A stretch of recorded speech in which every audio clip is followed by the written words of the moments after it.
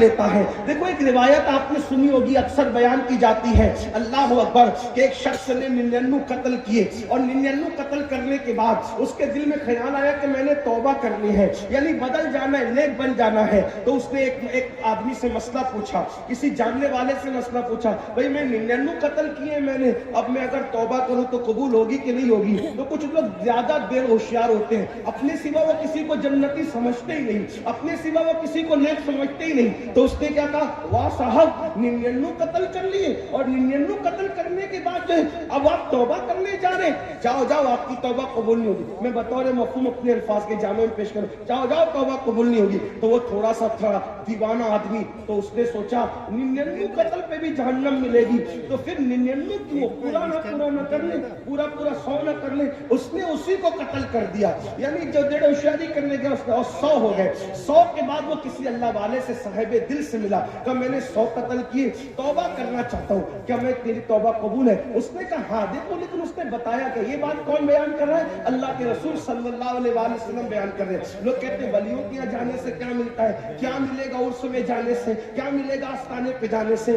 حدیث پاک کا مفہوم ہے 100 قتل کرنے والا جب توبہ کرنے کے بارے میں پوچھتا ہے تو وہ صاحب دل کہتا ہے ہاں تیری توبہ قبول ہوگی. یہ قریب میں ولیوں کی بستی ہے, یہ قریب میں ولیوں کی بستی ہے. اگر تو ان ولیوں کی بستی میں جا کے توبہ کرے گا تو اللہ تیرے گناہ نہ دیکھے گا بلکہ اللہ تجھے معاف کر دے گا. میں بھی کہہ دوں یہ قریب میں ولیوں کی بستی ہے, یہ قریب میں ولیوں کی بستی ہے. ارے وہ ولی تھے لیکن سید العالمین کی اولاد نہیں تھے, یہ تو ولی بھی ہیں اور مصطفیٰ جان رحمت کی اولاد بھی, مخدوم جان اور رسالت صاحب سجادہ ولیوں کی بستی میں آئے ہیں. اللہ اکبر, کہاں ولیوں کی بستی ہے اور تم توبہ کرو گے ادھر جا کے. اب سوچو اس نے توبہ کی نیت سے ولیوں کی بستی کی طرف قدم بڑھایا. اللہ کی شان دیکھو, اس نے ولیوں کی بستی کی طرف قدم بڑھایا. اللہ کی شان دیکھو, ابھی قدم اٹھا کر کے آگے بڑھا ہی تھا کہ اس کا انتقال ہو گیا اور دھڑام سے زمین پہ گر پڑا. جب انتقال ہوا تو فرشتے آئے, جنت کے فرشتے, رحمت کے فرشتے بھی آئے, جہنم کے فرشتے اور عذاب کے فرشتے بھی. ایک بات آپ کو کہوں, فرشتے اپنی مرضی سے آتے جاتے ہیں کیا؟ فرشتے اپنے, بھائی کہیں ایسا ہوتا ہے کہ دونوں چلے آئیں؟ ایسا نہیں ہوتا نا, جس کو اللہ بھیجتا ہے وہی آتا ہے. لیکن یہاں اللہ نے دونوں کو بھیجا. دیکھو اللہ بتانا چاہتا ہے, ایسے موقع پہ اللہ بتانا چاہتا ہے کچھ. دونوں آ گئے, رحمت والے بھی آ گئے, عذاب والے بھی آ گئے. اب دونوں کہتے ہیں ہم لے جائیں گے, ہم لے جائیں گے. ہم لے جائیں گے. تو پھر دونوں میں گفتگو ہوئی, کہا تم کیوں لے جاؤ گے؟ کہا یہ تو پاپی تھا, مجرم تھا. اللہ کی بارگاہ میں عرض کیا گیا مولا ہم لے جانا چاہتے ہیں. وہ کہتے ہیں تم کیوں لے جانا چاہتے ہو؟ وہ 100 قاتل 100 کا قتل کیا تھا, تم کیوں لے جانا چاہتے ہو؟ مولا 100 کا قتل تو کیا تھا لیکن اللہ والوں کی بستی کی طرف توبہ کی نیت سے چلا تھا, ابھی پہنچا نہیں, صرف چلا تھا. یاد رکھنا میری قوم کے جوانوں, کسی کا در ایسا نہیں جس کے در پہ جاؤ اور ناکامی کے ساتھ بیٹھ جاؤ تو کامیابی مل جائے, ایسا نہیں ہے. ایک میرے اللہ کا در ہے, اللہ کا در جو خود فرماتا ہے, حدیث قدسی ہے, جو میری طرف چل کر آتا ہے میری رحمتیں اس کی طرف دوڑ کر کے جایا کرتی ہے. وہاں اگر بیٹھ جاؤ گے تھک کے رستے میں تو منزل خود چل کر تمہارا استقبال کرے گی. اللہ اکبر. تو کیا کہا, تم کیوں لے جانا چاہتے ہو؟ توبہ کی نیت سے ولیوں کی بستی کی طرف چلا تھا. تو اللہ فرماتا ہے ایک کام کرو, جاؤ. اب دیکھو, اب یہاں پر کچھ لوگ ڈنڈی مارتے ہیں, تو کہا صرف توبہ کی نیت سے وہ بخشا گیا. میں نے کہا توبہ کی نیت کا میں تو منکر ہی نہیں ہوں, اسی عنوان کو بیان کر رہا ہوں, لیکن بخشش جو ہوئی وہ توبہ کی نیت پر نہیں ہوئی, بخشش کسی اور وجہ سے. آپ کی توجہ چاہتا ہوں. ہاں توبہ کی نیت کا کوئی انکار ہی نہیں ہے, لیکن بخشش کیوں ہوئی؟ بھئی بخشش اس پہ ہو جاتی, کس پہ ہو جاتی؟ بھئی توبہ کی نیت سے چلا, اللہ کہہ دیتا میں نے معاف کر دیا, نیت سے چلا معاف کر دیا. لیکن اللہ نے یہ نہیں کہا, حدیث اٹھا کر دے گے, کیا کہا؟ اس کے لاش سے لے کر, اس کی لاش سے لے کر اس کے گھر تک کا فاصلہ ناپا جائے اور اس کی لاش سے لے کر ولیوں کے چوکھٹ کو ناپا جائے, ان کی بستی کو ناپا جائے. اگر یہ اپنے تو جہنم میں جائے گا، اور یہ ولیوں کی بستی کے قریب ہوا تو جنت میں جائے گا۔ پھر ہوا کیا؟ جب ناپنے کے لیے چلے تو اللہ نے زمین کو حکم دیا، زمین سمٹ جا اور اس کو ولیوں کے قریب کر دے، اور زمین سمٹ گئی اور اس کا لاشا ولیوں کے قریب ہوا تو اس کو پھر جنت میں داخل کر دیا گیا۔ آپ اندازہ کریں، صرف بنی اسرائیل کے اولیاء کے قریب ہونے کی وجہ سے، لاشا قریب ہونے کی وجہ سے 100 کو قتل کرنے والا جنت میں جاتا ہے۔ اگر ہمارے دل غوث و خواجہ کے قدموں میں دھڑکتے رہے تو انشاءاللہ دنیا بھی کامیاب ہے اور آخرت بھی کامیاب ہے۔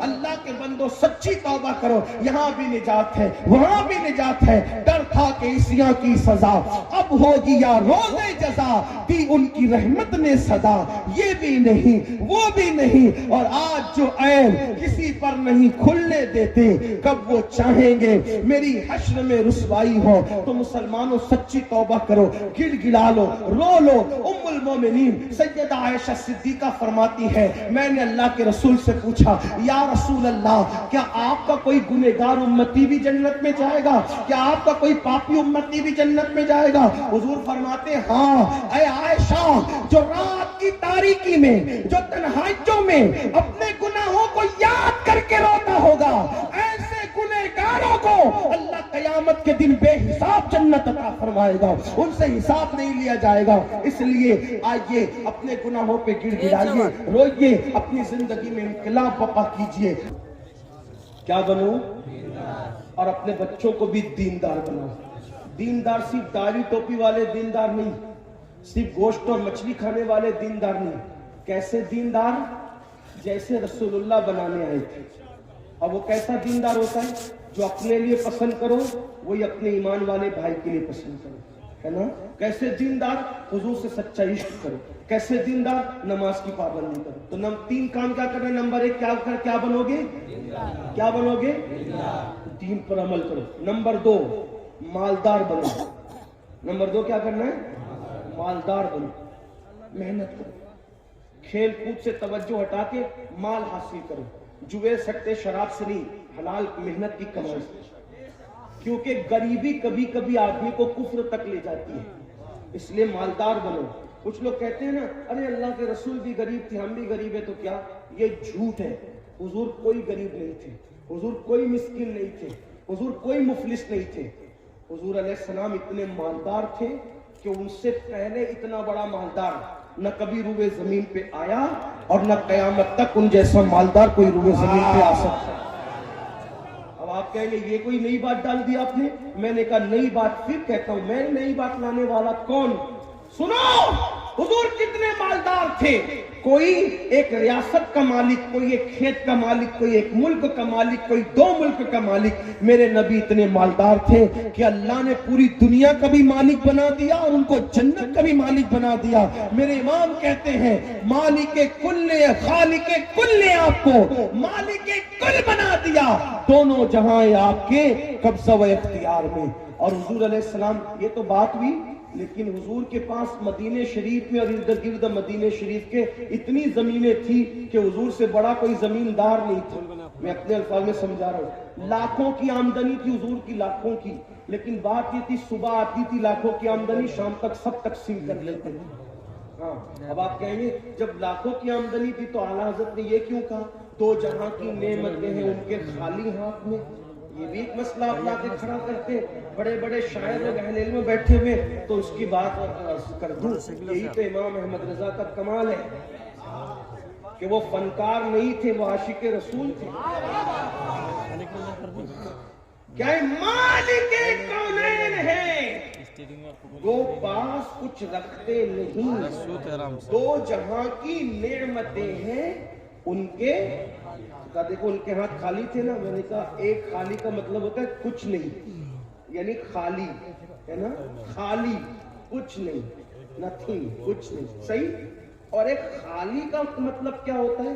ایک خالی کا مطلب ہوتا ہے اونلی، صرف۔ مطلب کیا؟ اگر پوچھا جائے اس وقت کس کی تقریر ہو رہی ہے بخاری عرس میں، تو کہ اس وقت خالی امین القادری بول رہا ہے، یعنی سب چپ ہیں اور صرف امین القادری بول رہا ہے نا, اونلی وہی بول رہا ہے. تو کیا اس وقت اسٹیج پر شاکر سامی صاحب بھی موجود ہیں؟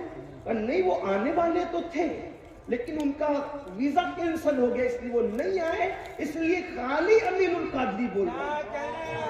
واہ, اس وقت کون بول رہے ہیں؟ خالی امین القادری بول رہے ہیں. کہا کیا وہاں پر انسانوں کے سوا اور بھی کوئی ہے؟ کہ نہیں, خالی انسان ہے, صرف انسان ہے. صحیح ہے, اب خالی کا مطلب سمجھ آیا؟ تو کہا کہ خانقاہ میں کون ہے؟ تو کہا خانقاہ خالی پڑی ہے, اس میں کوئی نہیں ہے, کچھ نہیں ہے اس میں, اور یہاں خالی انسان صرف انسان ہے. اتنی بات سمجھ میں آئی؟ ایک خالی کا مطلب ہوتا ہے کچھ نہیں, اور ایک خالی کا مطلب ہوتا ہے اونلی, صرف. بات سمجھ گئے؟ سمجھے کہ نہیں سمجھے؟ بنگال والوں سمجھے کہ نہیں سمجھے؟ ہاں, یہ تو دلی اور لکھنؤ والوں کے بھی بس کا نہیں ہے, کیونکہ امام احمد رضا کی بولی ہے. تو بنگال والوں کی بات الگ ہے.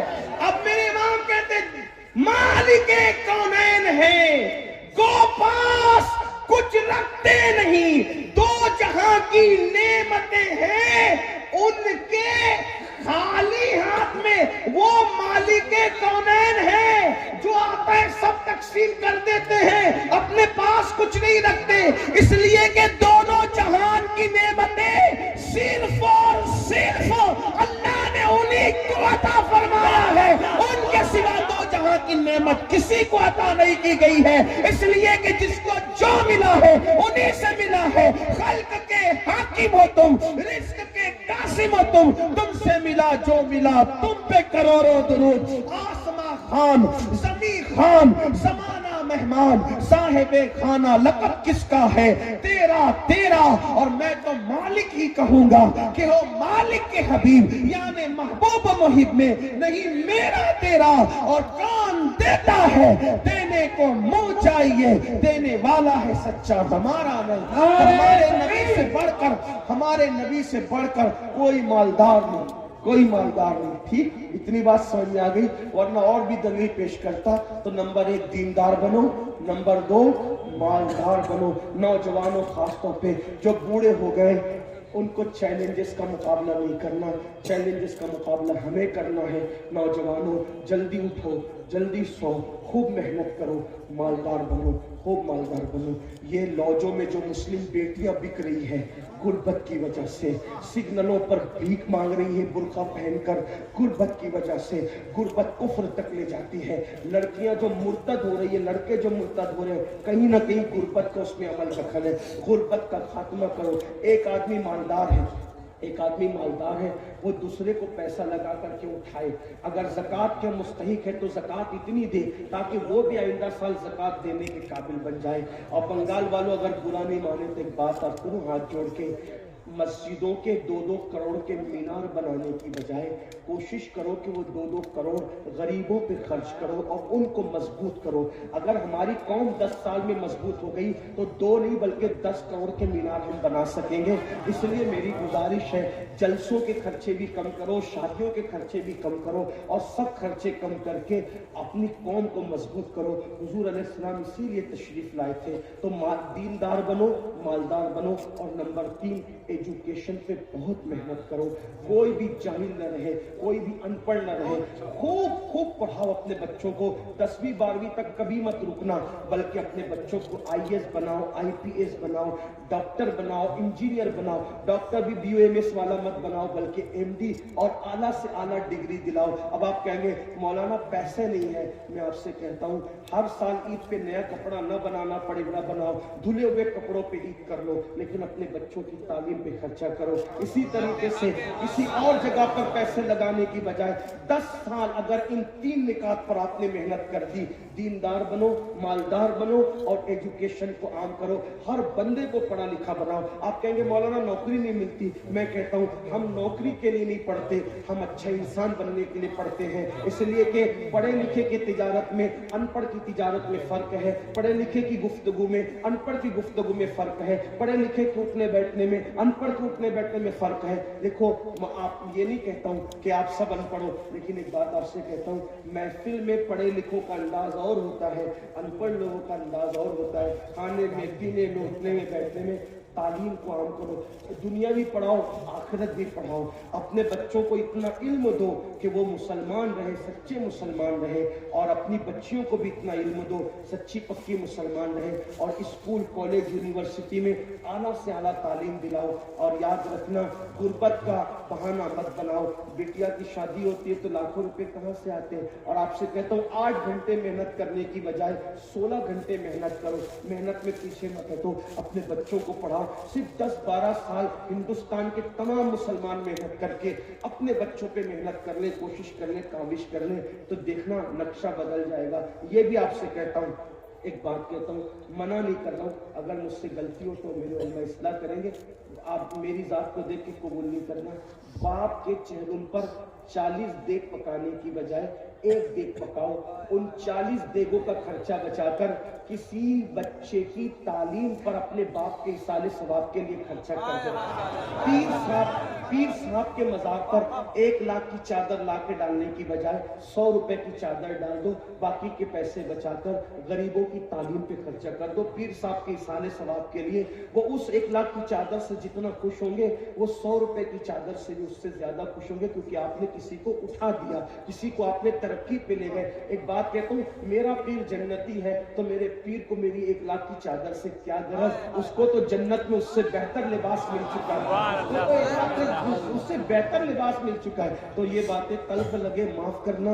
लेकिन आपसे एक बात कहता हूँ, रसूमात से निकलो, हकीकतों की तरफ आओ. रसूमात से निकलो, सच्चाइयों की तरफ आओ. एक दूसरे को गिराने की कोशिश मत करो, एक दूसरे को उठाने की कोशिश करो. आपस के झगड़े खत्म करो. तेरा सिलसिला बड़ा, मेरा सिलसिला बड़ा, तेरी बिरादरी बड़ी, मेरी बिरादरी बड़ी, तेरा पीर बड़ा, मेरा पीर बड़ा. याद रखना, हम सबका सबसे बड़ा पीर मुस्तफा जाने रहमत है. वो सबके पीर है और उनसे बड़ा कोई हो ही नहीं सकता अल्लाह की मखलूक में. हमारे इमाम ने कहा, और पूरी दुनिया मुत्तफिक है कि हमारे पीर सबसे बड़े हैं. जाहिर सी बात है, सारे पीर उनकी नालैन में है और वो सब पीरों के पीर है. मेरे इमाम कहते, सबसे औला वो आला हमारा नबी, सबसे बाला वो आला हमारा नबी, अपने मौला का प्यारा हमारा नबी, दोनों आलम का दूल्हा हमारा नबी. सारे अच्छों में अच्छा समझिए जिसे, है उस अच्छे से अच्छा हमारा नबी. सारे ऊंचों में ऊंचा समझिए जिसे, है उस ऊंचे में ऊंचा हमारा नबी. हमारा नबी इतना ऊंचा है कि अल्लाह अकबर, ताजे रूहुल कुद्स के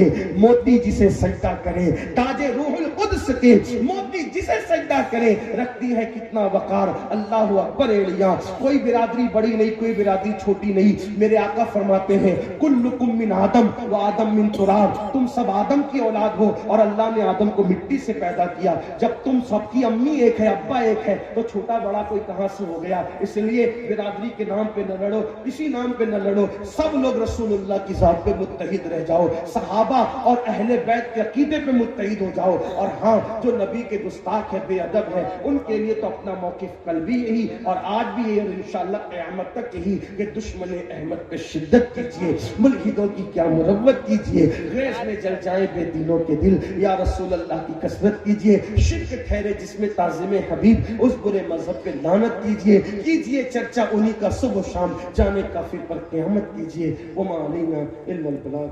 अस्सलामु अलैकुम.